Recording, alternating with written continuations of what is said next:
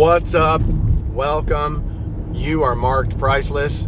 This is GEO. We're bringing it to you. God expressing oneness. We're bringing you a new view, an open view, a clear view, and we're bringing you the sauce, baby. What's up? Happy afternoon. It's not even afternoon. I've been up so long since 3 in the morning that it just feels like it's the afternoon to me, but it's all one afternoon anyway. It's all one morning. It's all one day. We see it as all one. So what's up? How are you? Thank you for joining me. We're going to be getting into dreams. We're going to be getting into helping you to achieve your dreams. We're going to be getting into a lot of things. And we're going to get into what it means to, what is wealth? Where is the wealth? How do we acquire the wealth? What are we going to do that might be a service to our community or to our surroundings or to the world or to just the United States or what have you? What kind of service can we provide? What kind of product can we sell? What do we have to offer? What kind of energy can we put out there? What can we do to help change lives? This is what we're talking about. This is what we're talking about. What can we do to change lives? What can we get involved with within the world to help change lives? And then let the money follow. This is dreaming, baby. This is dreaming.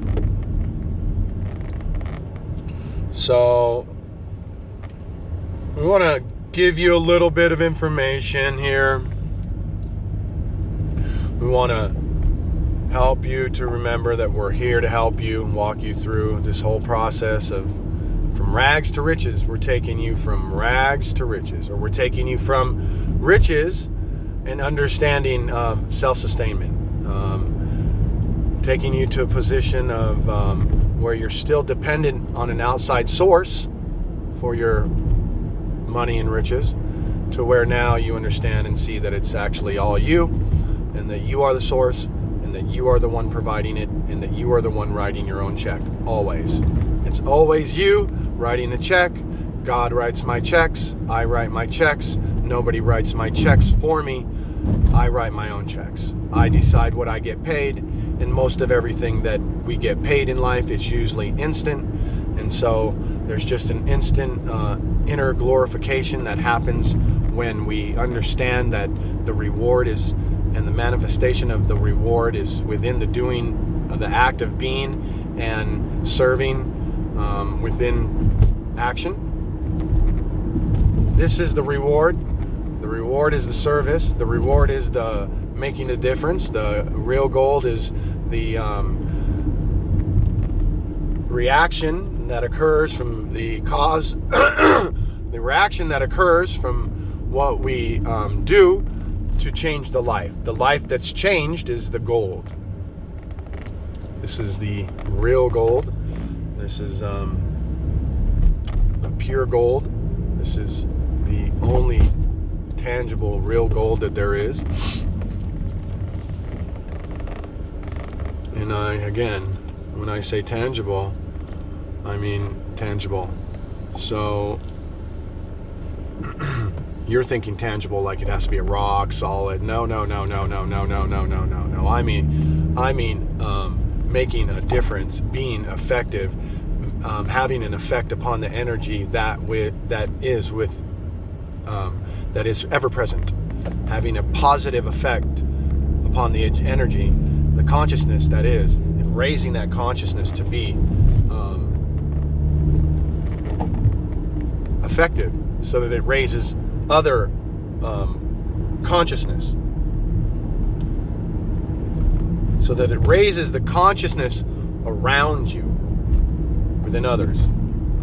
Chapter 10, World. To each human sense, this world is different.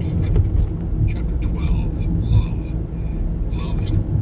Chapter 13, Wealth. As life should not be considered as a mere quality or condition of God, so with wealth. 1 second, please. God is one, total, absolute.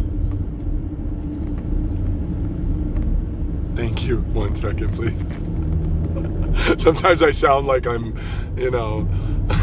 I'm talking to myself, so please forgive me. The conversations between me and you and the whole thing is going to morph. It's going to change. It's going to be beautiful. It's going to be like a flower. Right now I'm talking to myself, and I'm sorry for some of the expressions and the ways I talk. Much love. Oneness, man. Okay, ready? So this is a chapter number 13 from the book called That Which Is by Alfred A. Aiken. And it's just talking about wealth, the true wealth.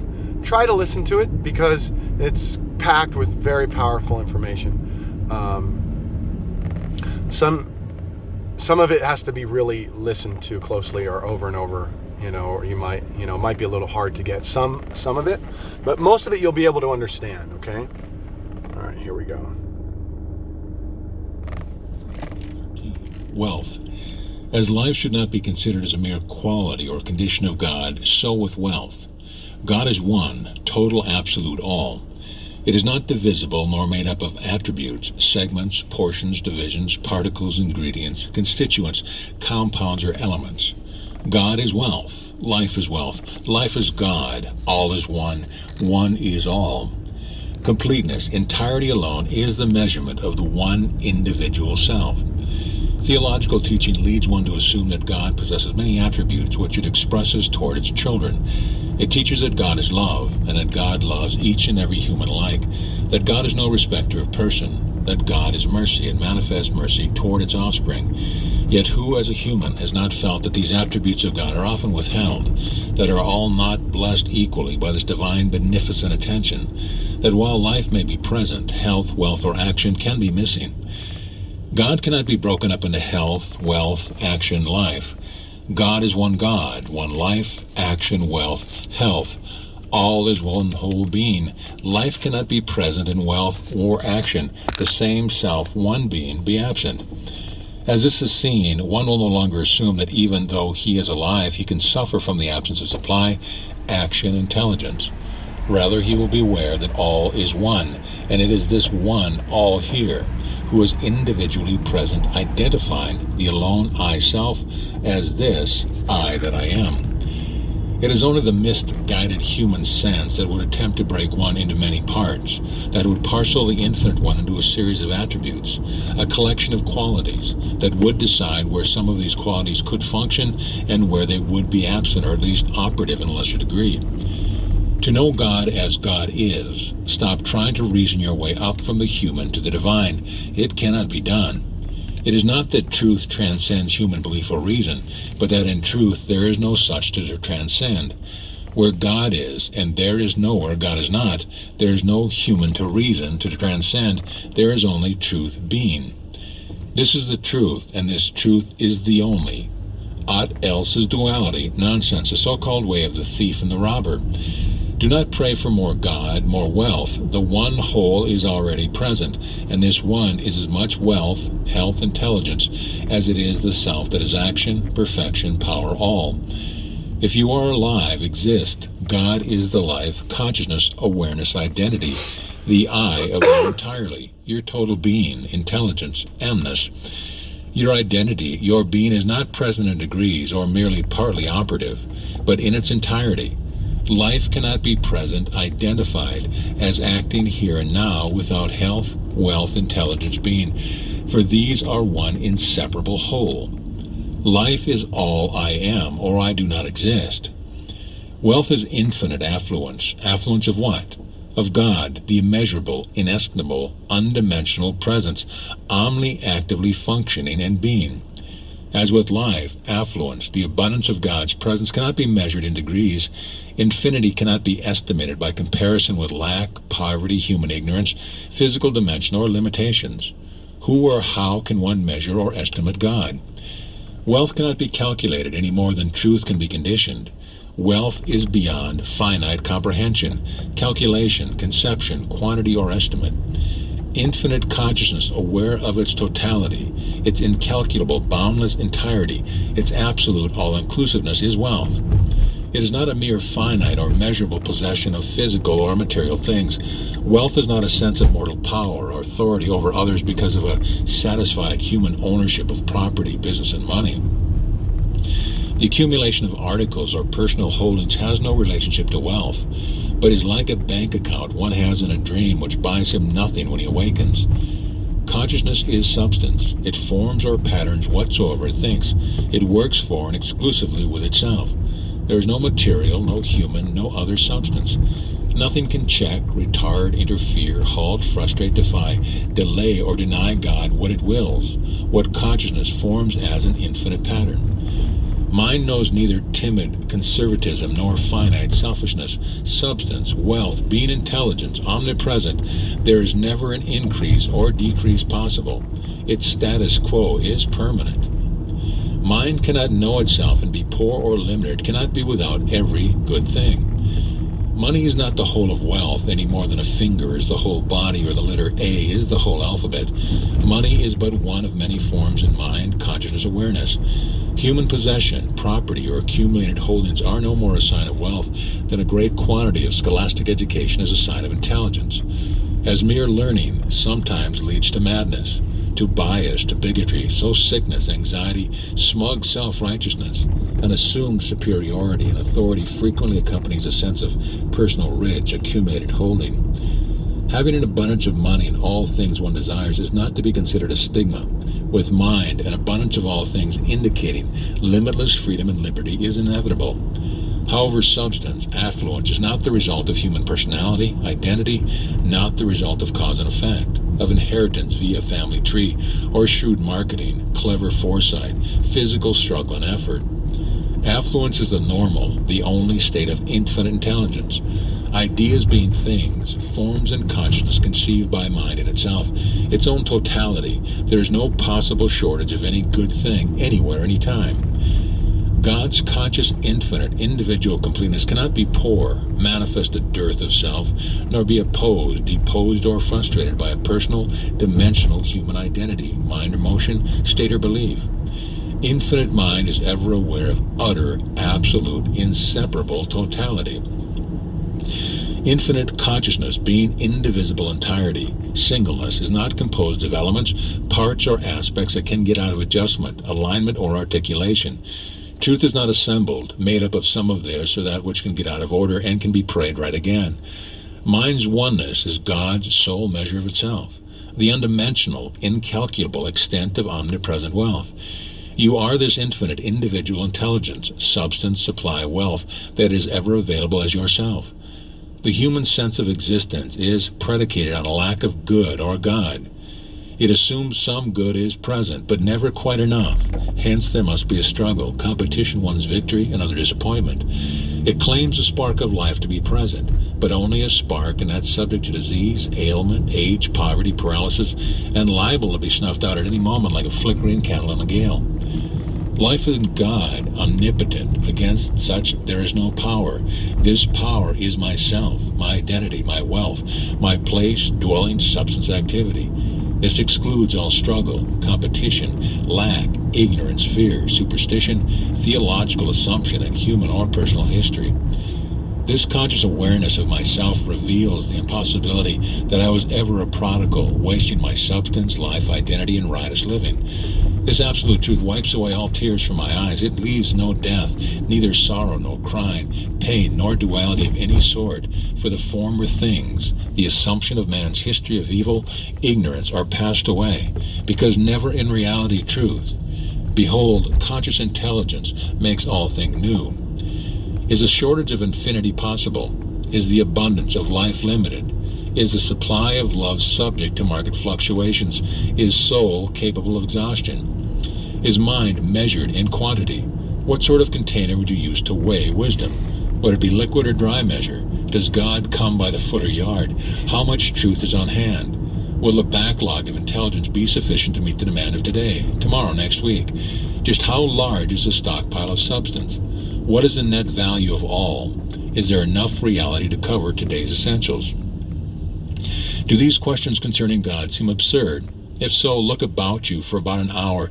The radio, TV, newspaper, books, public speakers, the pulpit, the schoolroom, the shop, office, living room, and kitchen. The bank and the law court are all dealing with a shortage, an insufficiency of good or God.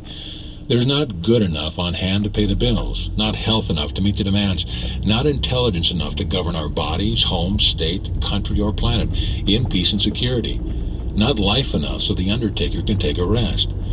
Truth is so limited that our lawmakers, backed by the military and judiciary, are swamped in their efforts to administer justice and keep us out of war.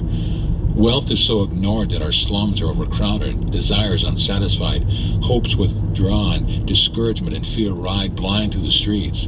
Greed, lust, and competition hold open markets, even if it requires our friends and allies to stab us in the back in order to corner the market and make a profit. Taxes mount higher and higher while the dollar buys less and less. As cost of military preparedness goes up, personal freedom goes down. All this merely because one ignores his soul self, insisting on being what he never can be. This ignorance is the measure of his poverty, but possibly not in a financial sense, but certainly in his awareness of his self, his potential, his genuine wealth. His poverty of intelligence, of wisdom, will drop from one like an old coat the instant he functions as the self he always is. What manner of God have you?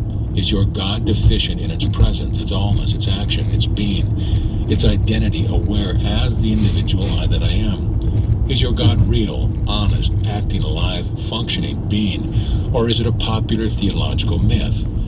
Is your God all of all, or a mere enlarged human off in the sky somewhere? Is your God rich, affluently possessed of all good and actively, intelligently being and enjoying it to the full? Or is it indifferent unless you crawl to God as a miserable sinner, grovel before God begging for even your daily necessities? Take stock and be certain what manner of God you claim to worship. Can one honestly adore a deity whom he fears, quails before, does not understand, and is sure he is displeasing? A divine power who is enjoying its own heaven and cannot waste the time or effort to be interested in the things of earth, the things vital to you and me here and now. As a human being, a personal so-called thinker, an individual man consciousness, there is no escape from trouble, difficulties, or opposition to God are essential for duality. The Adam sleep, the curse borne by man's progeny from its inception, the mythical, theological curse which declares that sorrow is the only harvest one can reap from working the soil, dust, ignorance, a substance contrary, alien or foreign to spirit. Thorns also and thistles shall it bring forth to thee. In the sweat of thy face shalt thou eat bread, till thou return unto the ground. For out of it thou taken for dust. Nothing, mythology, assumption, thou art, and unto dust thou shalt return. Should you try to behold wealth, God, your soul self, from an aggregate basis of racial and personal education which distorts, discolors every observation, inclination, experience, no truth will be apparent. One cannot climb up to reality via humanity, no matter how he tries. One is already that which he seeks, or you'll never be. Truth. The all-self is already perfect, and no one can behold it save as present reality. There is no other way, no becoming, no evolving into perfection or progressive thereto. Perfection is. Acknowledgement of this truth leaves no blindness, no one to grope in obscurity, duality, no one to dwell therein or experience God's absence and poverty. In this allness that God, omnipresent wealth is, there is no need of reducing falsity, ridding oneself of limitation, nor of correcting impossibilities. Truth is present fact. It does not call on you nor expect you to make it so, to produce or to create God. You are not asked to bring forth wealth manifestation. One does not have to argue life, health into existence, into its own conscious recognition. Mind does not have to be urged, wheedled, or coaxed into being by driving its absence, its negation out. Darkness does not have to be expelled so light can be present to itself. Infinite good already is all. All is already infinitely good. So nothing needs to be, nor can be changed, for there is only one all. God already knows it is all of all. There is no knowledge beyond this, and none except this. It is this simple, but not always easy to behold truth because of a personal misplaced loyalty to ignorance, to what is not, to an assumed duality. It is this lesser, so-called mind which is our enemy, which casts us down, betrays us, impoverishes us. There is but one truth, and it is your already present, abundant, perfect wealth, health, truth. This is God, being the absolute wherein there is no other existence possible. The assumption of a lesser presence is self-denial, a needless and useless going without. If any of wealth is missing, then the one whole is missing, for God is entirely, completely present. The degree of truth's present cannot be measured by the activity of evil or the lack of such activity. All is all, no more, no less. All cannot be measured in degrees.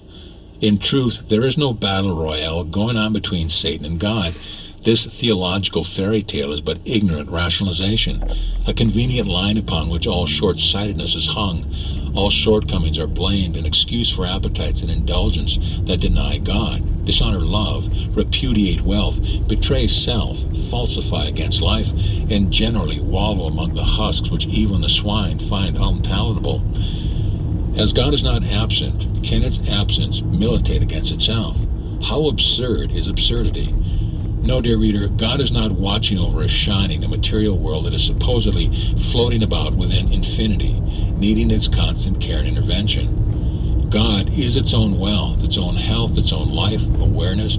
God includes the whole universe, the all of entirety, the infinite, illimitable abundance of all ideas, things, thoughts, forever present, available, and is their sole conceiver perceiver.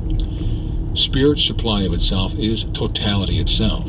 Mind does not have to wait for its ideas to be made, manufactured, turned out, milled, developed, or otherwise readied for consciousness to conceive or perceive them. Mind speaks and the idea is. Human sense cannot see this. To the finite ignorance that passes for human intelligence, the idea must be patterned or designed, and then pass through many stages before the product is usable. Time, labor, cost play a major part in the development, but remember, nothing human is divine and vice versa. Do not assume yourself as one of the human